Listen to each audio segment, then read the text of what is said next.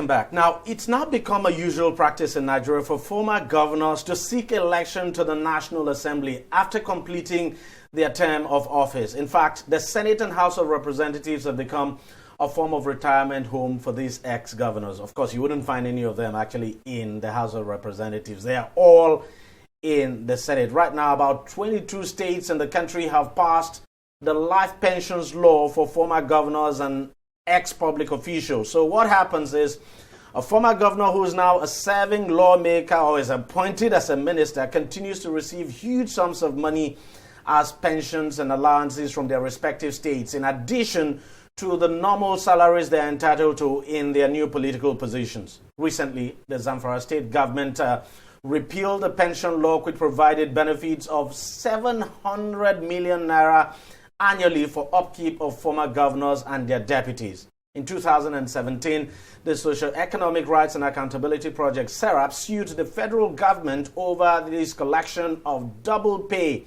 and life pension.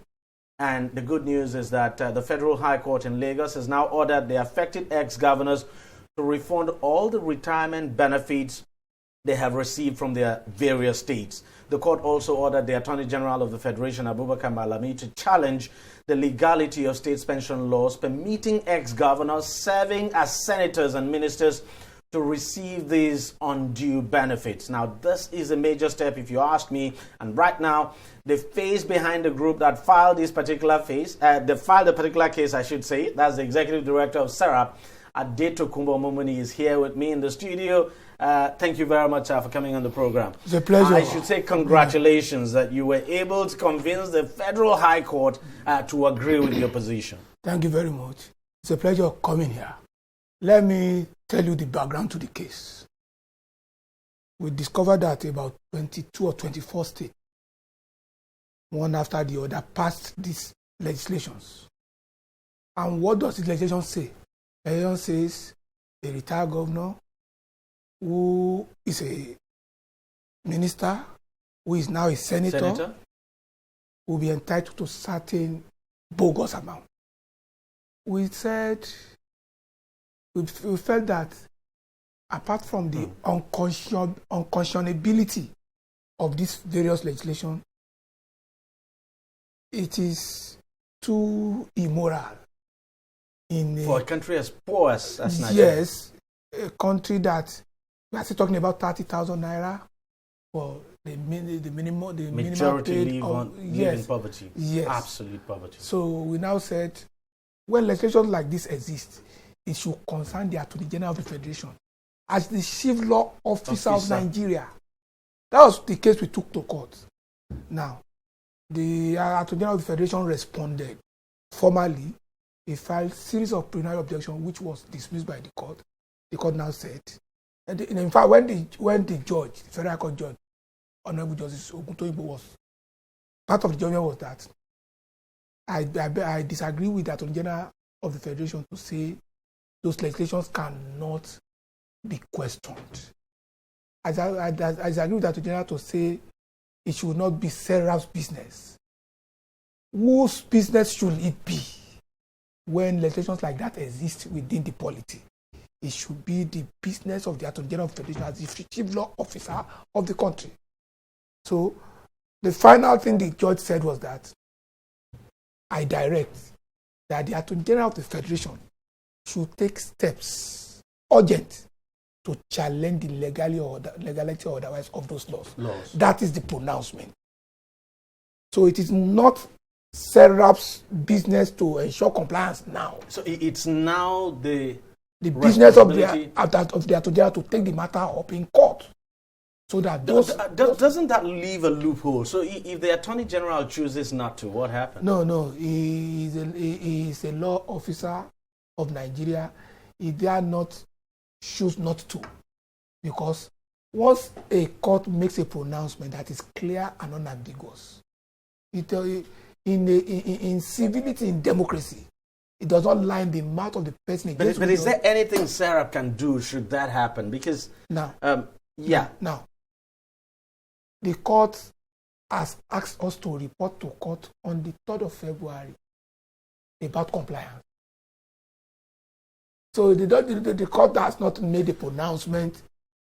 But let me get this straight. In one breath, the court says, look, return those monies you have collected. No. What the court said is that urgent steps should be taken to get back the money.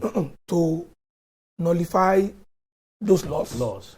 And the Attorney General should look for those that have collected those funds. Yeah. So that they will be required from them. Now, but would the Attorney General be able to get those laws nullified, since these are state laws? No. You see, it is not difficult to get all those laws nullified. How, for instance, let me take it from the pristine position of who. Because in your original case, you did not take the various states to court. You did not take them individually to court. Yes. You took the federal government. Yes. I'm just wondering, how would this case then apply? Because these are state laws. Oh, no, you see. I'm talking about the pension laws. I mean, their pension laws. These pension laws now apply to the various states. Yes. So I'm just wondering how this court decision now can apply. No.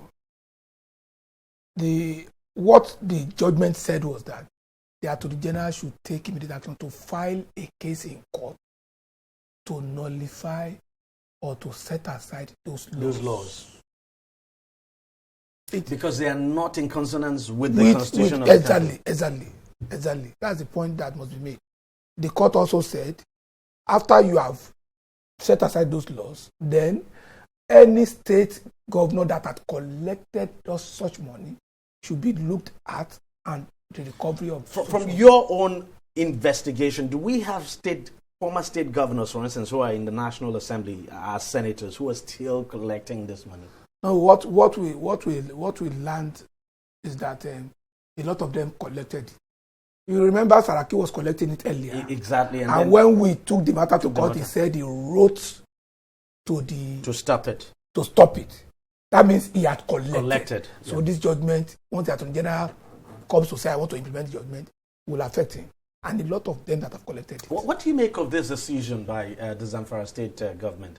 I'm asking, is it not political? Because question you ask is, now that the state assembly has decided to repeal the pension law of the state, you begin to wonder, when it's time for this governor to leave office, are you very sure that he's not going to promulgate a similar law now? Now it's popular with the people and all of that, but to what end? Is this from your own observation of the situation? Thank you very much. You see, when we are in a democracy, what should concern every leader of government is what is sustainable in the interest and for the benefit of the people.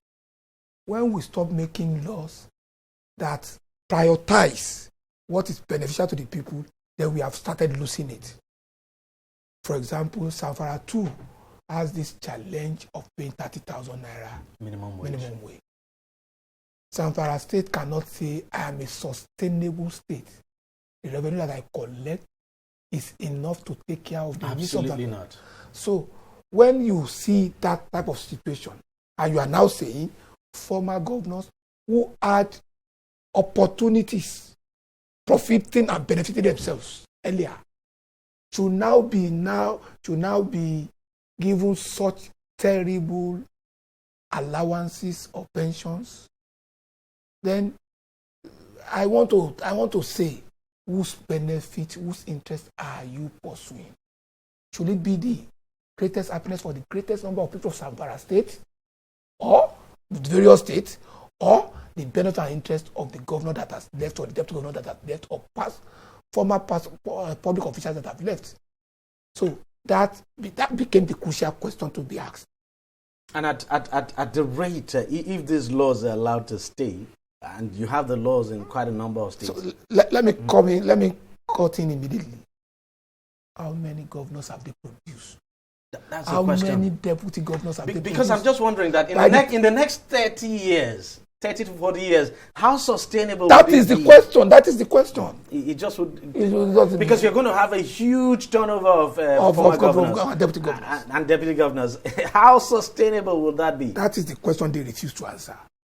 And you see, when you start using the power that you have as a governor, or even as legislators, to take your interest far over and above the interests of those you govern, then we will be having problems. If you were to give your opinion, what do you think should apply? Should it just be that, look, you come, you serve your term as a governor, and then you're done, you go? There should be no retirement benefit, so to speak. I was in a TV station,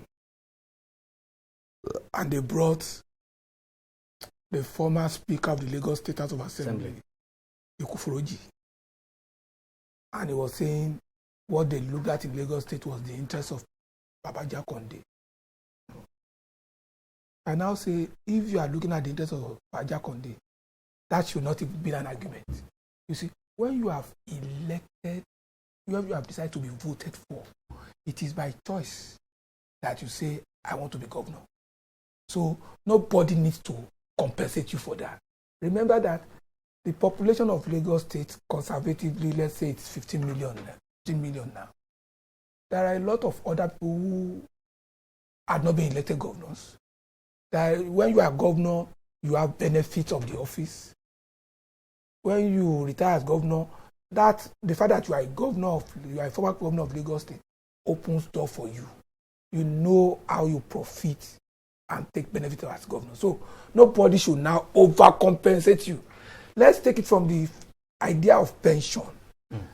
The pension that must be the ordinary notion of pension that we knew belongs to the civil servants who will have acted using the better part of a useful year to 35 work for the federation. But in this case, even a former governor who spends 4 years will be entitled. So that tells us the unjustifiability of those laws.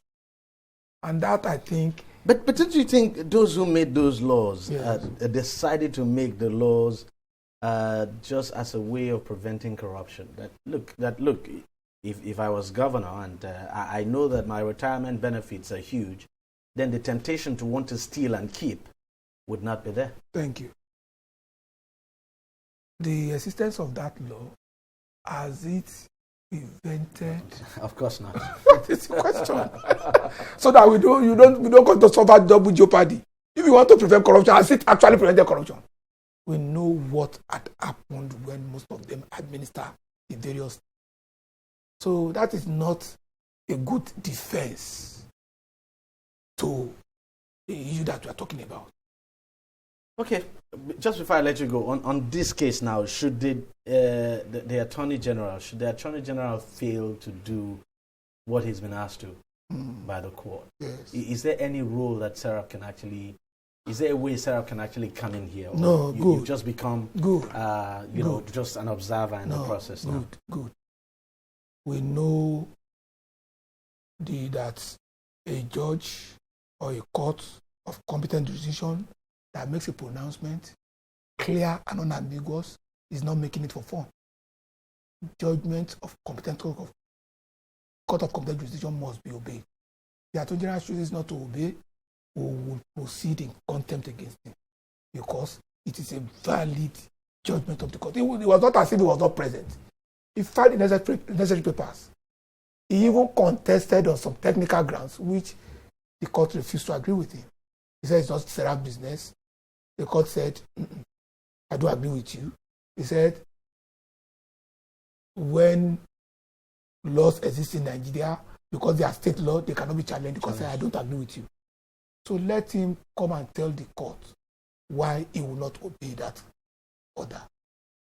Because whatever we say, you say we operate in a democracy. Nobody, no authority has a right to pretend over the judgment of a competent of jurisdiction. All right. We'll wait and see what happens. And the states that have these laws are actually not saying anything at all. Yes. So we'll just wait and see. Thank you very much for coming on the program. It's a pleasure. Thank you very much for your time. Thank you. All right, that's it on the program. But if you want to watch it again, it's very simple. Go to our website, tv360nigeria.com. You'll find this program and lots more there. You can also follow the conversation on our various social media platforms. So thank you very much for watching. I'll see you again next week. Bye-bye. Bye.